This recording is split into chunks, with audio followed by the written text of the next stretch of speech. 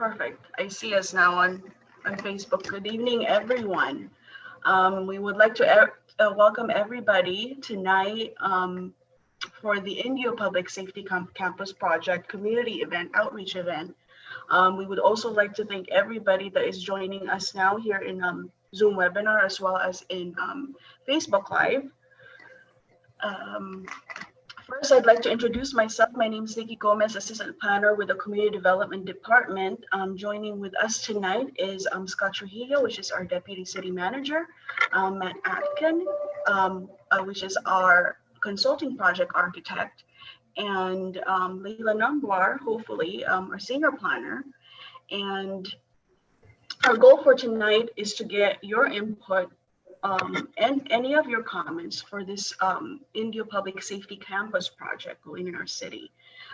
We will have a short presentation, and after the presentation, we will be taking in questions, hopefully through our Zoom webinar, and you could type that in, and it'll populate as you have any questions in the middle of the presentation. We will take them at the end of the presentation, and we will also be taking questions from our Facebook Live, if any, and then we will ask that in one for us to answer.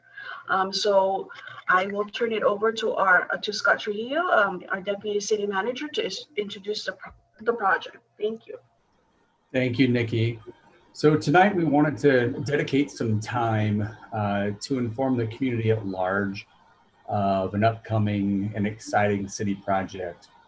Now, although staff has already gone to City Council and the Planning Commission with the information, it's equally as important for us to come back to the community at large and conduct additional outreach. So, but let me give credit where credit's due. This came by way of the Planning Commission's recommendation that we do this. So here we are doing so.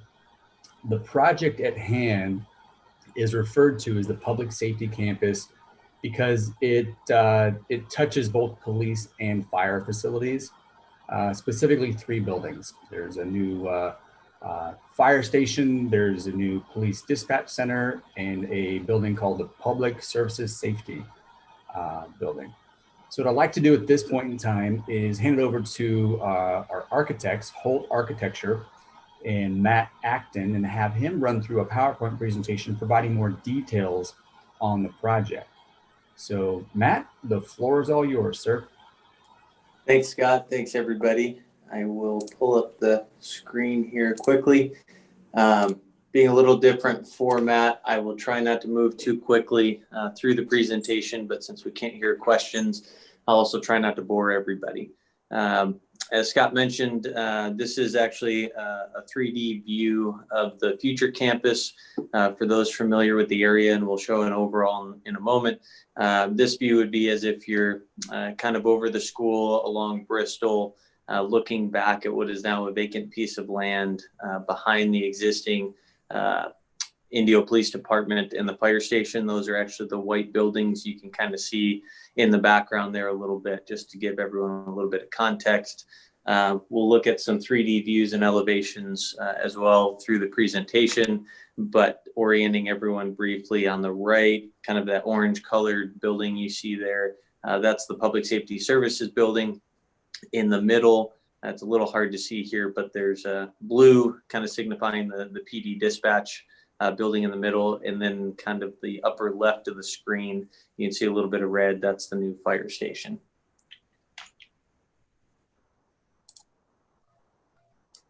To orient everyone a bit better, again, here is the existing fire station on the bottom left corner, Jackson Street on the left, Dr. Carrion on the bottom, and then Bristol here on the right.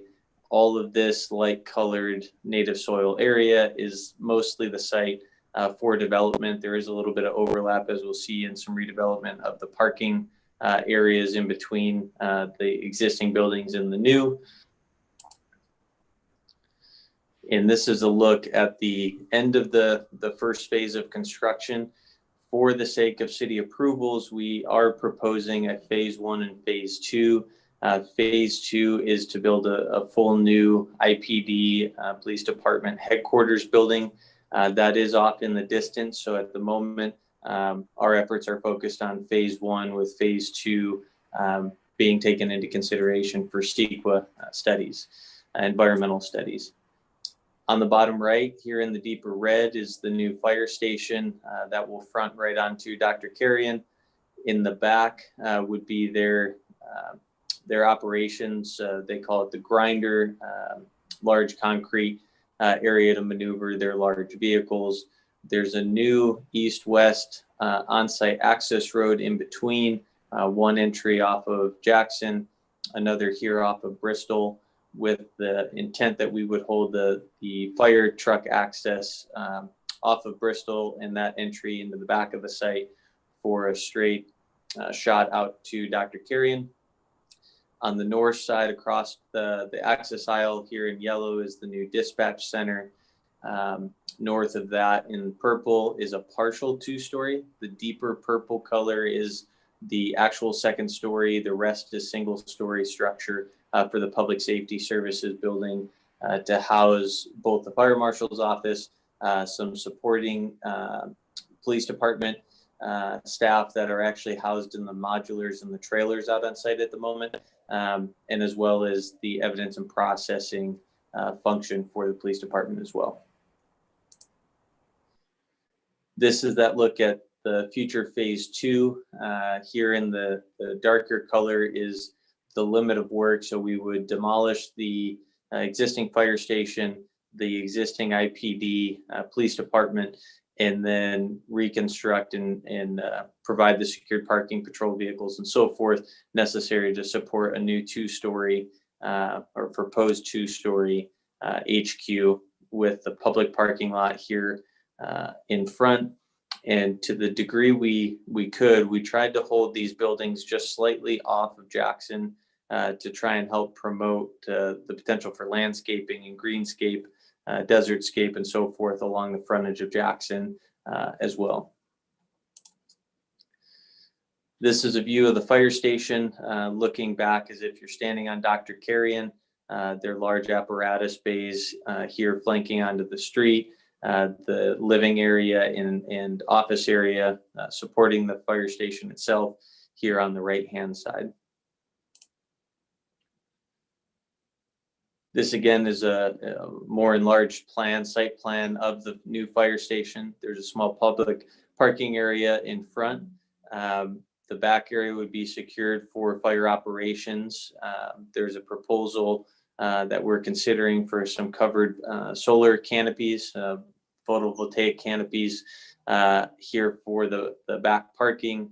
They would have their on-site maneuvering and then direct access to pull straight through the fire apparatus bay here on the left.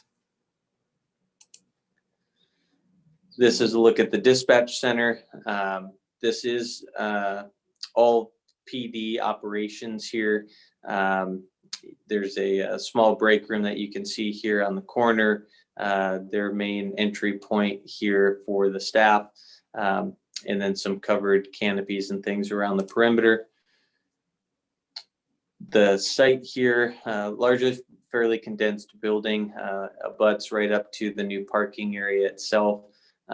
There's a small covered patio concept in between these two buildings that would be shared for staff usage as well, and a retention basin between Bristol and the dispatch center itself, also to try and promote that natural vegetation and growth rather than fronting some of these structures as close to the street as possible. The PSS building, as we can see here, you get a feel for that partial 2-story structure. This would be the public facing element here on the right side. Left here is some of the office space and so forth. And this allows us to also screen any mechanical equipment back behind the building.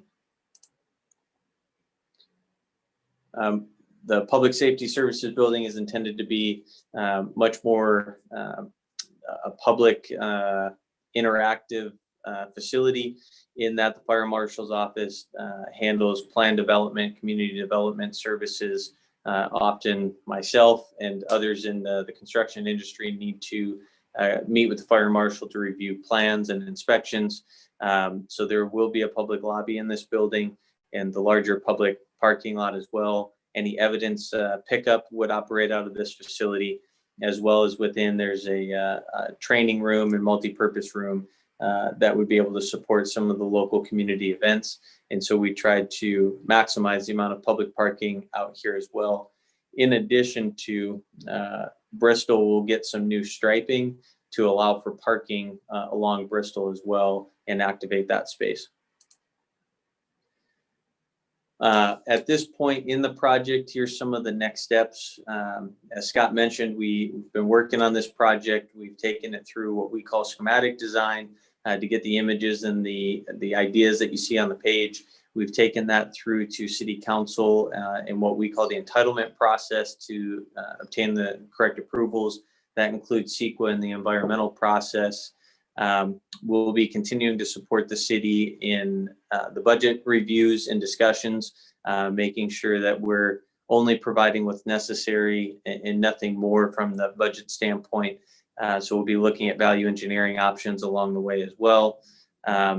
We'll be reinitiating some design meetings with police, fire, and the city coming out of really this meeting and beyond.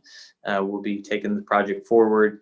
And throughout that, what we call that design development phase, again, we'll be looking for budget reduction opportunities all throughout the rest of the project. Ourselves will be continuing to develop the plans, manage the activities and deliverables from the entire team that's on this project, both ourselves, our team of engineers, as well as the city's vendors and support there. And we will be supporting the city through the selection of a construction manager, which will be happening here shortly. As an outlook to schedule, summarizing the first two here, preliminary design, or first three, schematic design and entitlement, those are now completed. So we're working on the rest of the documents, pushing this forward as quickly as we can for everybody's interest towards plan check late this year. We look to submit it around October of 2021. Coming out of the plan check process takes us to the contractors for bidding and award. And then hopefully, if we can do this, we will be looking for April 2022 for the start of construction. The reason I mention it that way is we are, as always, conscious of the budget. And so we're in negotiations or conversations with the city, watching that and making sure that the April timeframe is the most appropriate based on the bidding market as well. The overall project budget is shaping up at the moment to be $58 million. We are continuing to work on that number. In how these budgets come together, there is a budget set and that we work to, and continuing forward as we get more and more design, development, and detail on the page and understood with the construction manager coming on board, we'll be able to leverage their direct expertise in the bidding market with local contractors to be able to finalize and refine this number. There's a small breakdown here on the bottom, but we're looking at a total construction budget of $46 million, and the overall budget of 58 includes some of these other items that you see listed here: design fees, permitting fees, utility fees, and so forth. That's why there's a difference between a construction cost here at 46 and a total project budget of 58 million. And with that, I will turn it back over to Scott and Nikki.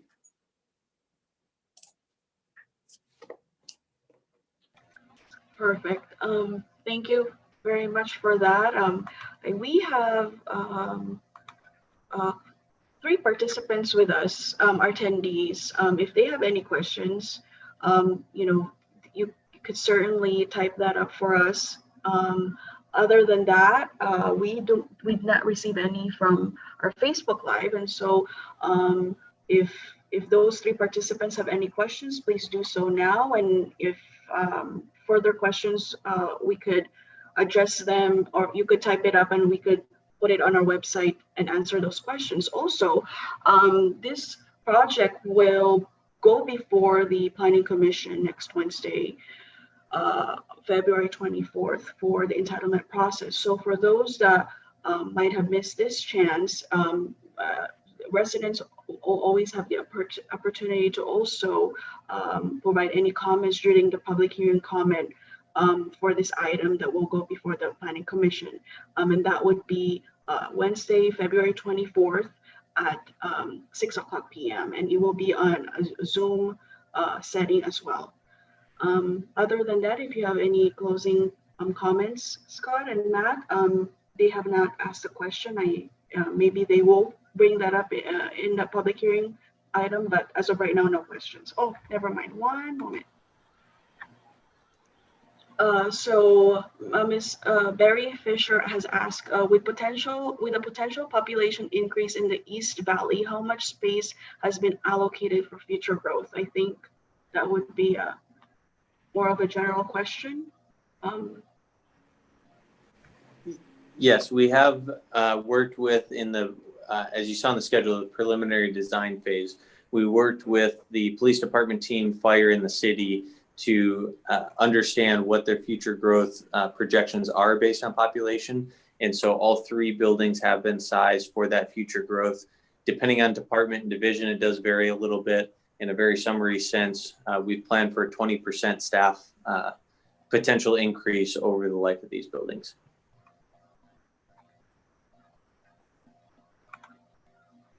Okay. Any more questions?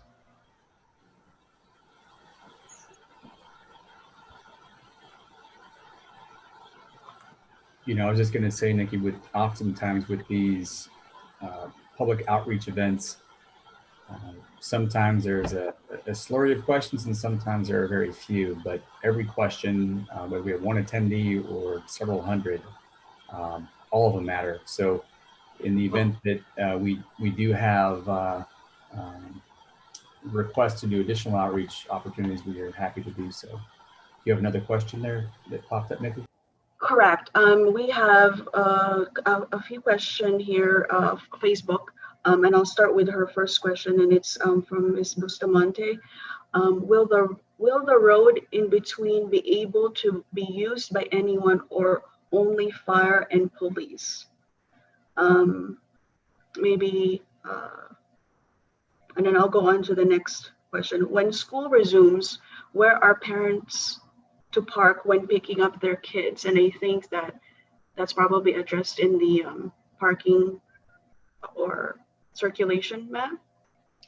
Yes, so for both questions, the initial question, if that was in regards to the east-west access road that was mentioned on site, that will be only for staff, PD, and fire usage. It won't be for public entry.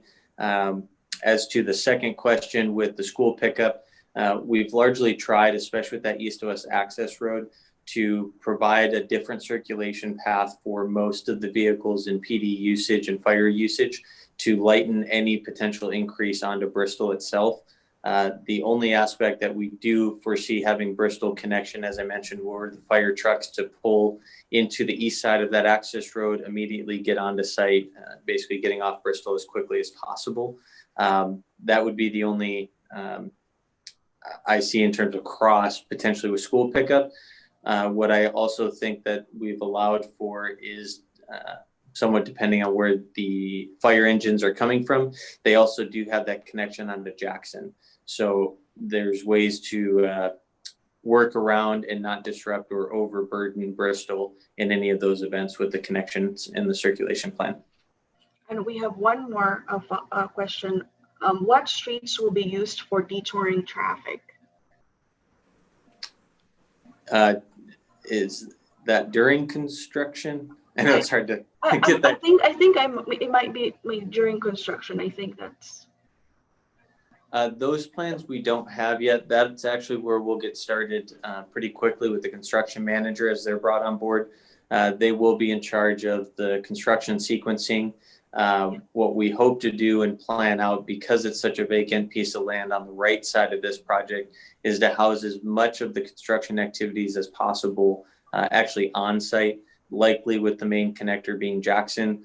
We'd be looking to have construction traffic come down Jackson, most likely from the freeway or other areas, come into that northwest northwest driveway and get into the back of the site to, again, try and prevent as much congestion on the streets as possible in that area. Based on also our utility efforts, we're looking to largely mitigate what we would call off-site work, meaning we're not projecting there to be a lot of street closures and shutdowns because there are existing curbs, gutters, sidewalks in that area. We're trying to maintain those and simply get everybody onto site to start that construction effort.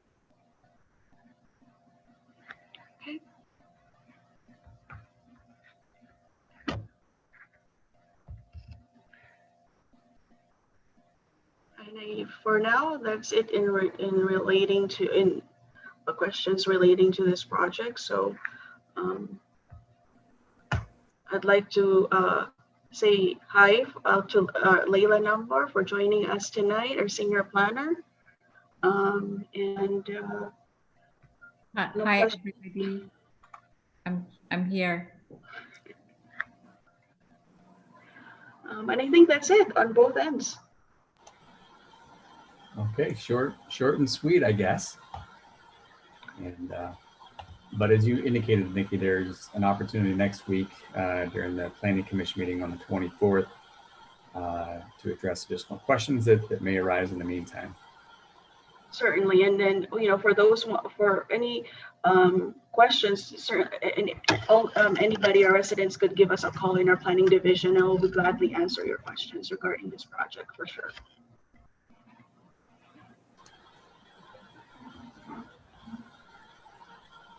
Okay. Well, thank you, everyone. Okay. Thank you. Thank you, guys. Have a great night. Thank you so much. Thank you, everybody, for joining. Good night. Bye.